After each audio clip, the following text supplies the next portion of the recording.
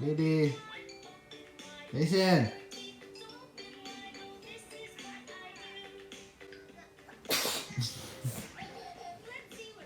Okay, today was the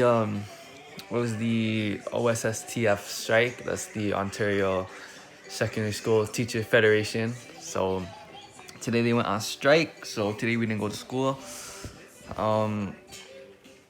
I know a lot about this topic because I did like my whole media brief on it, my English thing that you guys see me like stay up till like 4 o'clock to finish. That was what my thing was all about. So I know like I'm pretty well versed in this stuff. So basically, the minister of education, Stephen Leash, I think his name is. Yeah, Stephen Leash. Like, apparently he refused to like come to a deal or like even negotiate. So like the strike was continued. But the bar tastes better. What? I think the bar tastes better. Lisa! Christopher, you're not eating?